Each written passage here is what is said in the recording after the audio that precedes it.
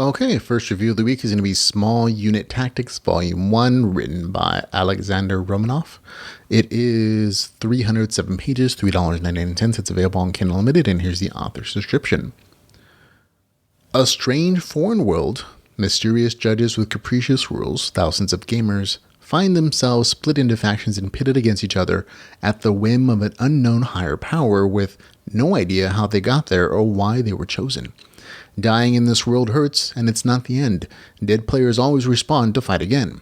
Echo, with his extensive knowledge of fighting, armor, and weapons, has all the markings of a great leader.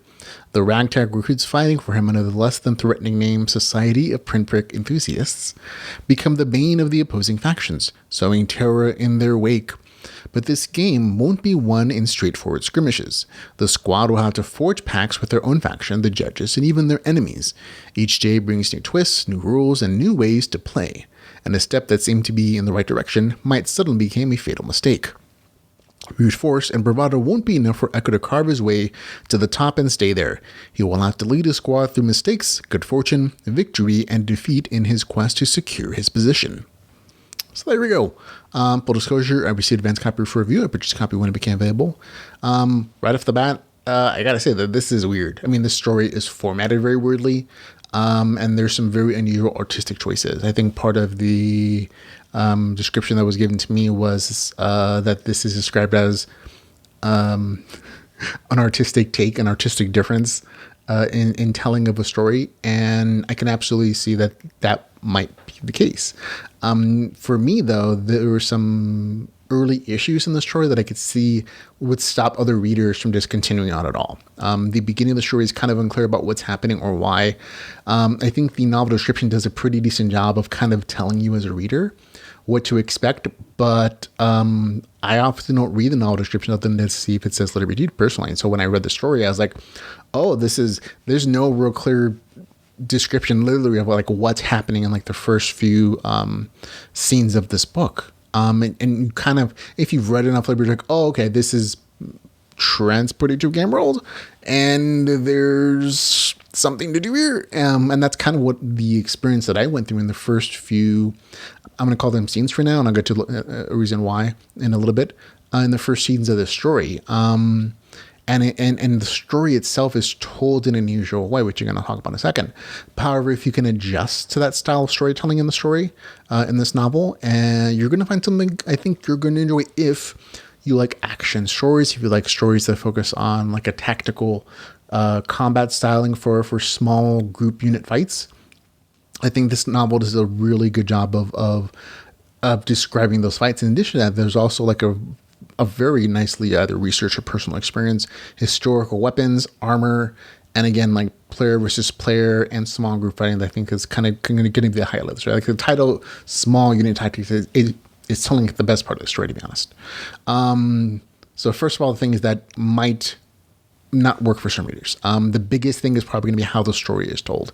Instead of the traditional chapter format with like clear beginnings, middles, ends, and like transitional statements between chapters or scenes, this story is told in slides. I mean, like literally in the directory, the index, I forget the name. It says actually, it will say slides 1 through 10 or something, and then the next one slides 11 through 20, or whatever the case is. And these slides are kind of like these snapshots of either the main character's internal dialogue, his thoughts, dialogue between characters, or events. And sometimes these slides are like a few pages long, or like 10 pages, and other times they're just literally 2 paragraphs, and then you go to the next slide. And so it was a different way to kind of tell the story. There's again no like real connective tissue of text between these slides. So there's really just like these jumps in timelines, jumps in thoughts, and these scenes that may skip hours or even days in the story. And it was just kind of a big adjustment for my brain to adjust to that storytelling format. And again, it's very clearly an intentional artistic choice. And if you can adjust to it, like I said, I think you'll enjoy the story if you like, good action scenes and fighting and combat stuff. On the story side of things, the beginning again was a little bit annoying. It had a good enough action to start, but again, there's just like a confusion about what's happening in the story. And part of that is the fact that the main character is kind of an unreliable narrator, and the fact that he doesn't really know what's happening. And his statements are given as factual statements like, oh, nobody ever dies. These watchers are NPCs, and that violence isn't allowed inside the city. And none of that is actually shown in the story, in the beginning of the story, rather. As the story continues on, like 10, 15, 20%, these facts become clear through the actual observations of the main character, that they are true or not. And sometimes they're not true.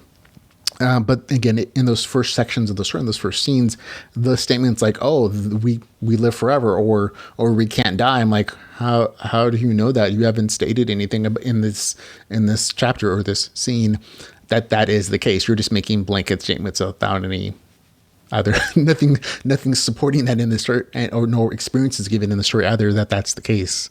And so it was a little bit annoying in that case. But again, about the 11% mark of the story, the main character starts to recount his own experiences, that he tried to kill himself and he couldn't die. He just respawned, or that other events happen. And the storytelling just becomes a little more clear about what's happening in the story, that this is a transported to this game mode story.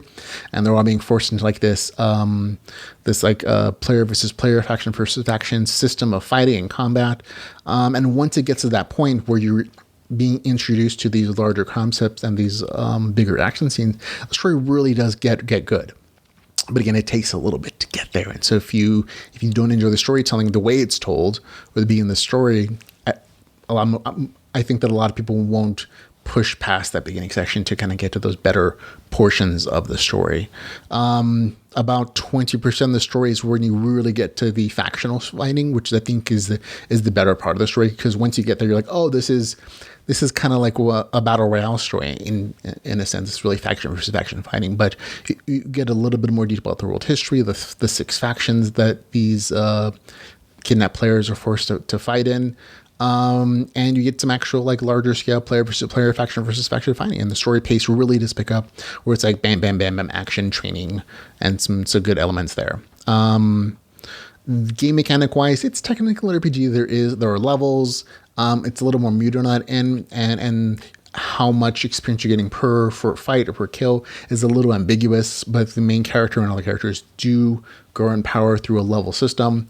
And as they level, they get the ability to choose RPG upgrades and bonuses and stuff to their percent bonus to their strength, or to like a special abilities, whatever the case is. So there is an RPG element. This is LitRPG, but again, it's a little more muted in favor of describing the realistic combat scenes, the realistic way that melee weapons and armors exist, different types, and these are historical references, and the main character talks about the differences between them and how they be used, and what are some good tactics in using them and training different types of weapons and armor for new people who are into melee versus veterans who are part of like HAMA or whatever.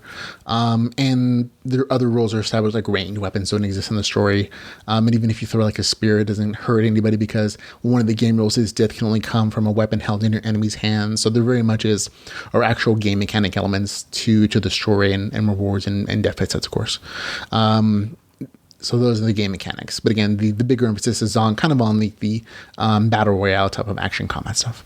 The big draw for me, hands down, the fighting. Once it got to the fighting, once it got to like the realistic historic use of these particularly named weapons and fighting styles and armor types, and how like people would shoot things for just looks, like they're gamers. Like everyone who gets kidnapped is a gamer, and gamers are choosing based on looks or what they think is going to be cool versus what is realistically going to be a usable weapon or armor.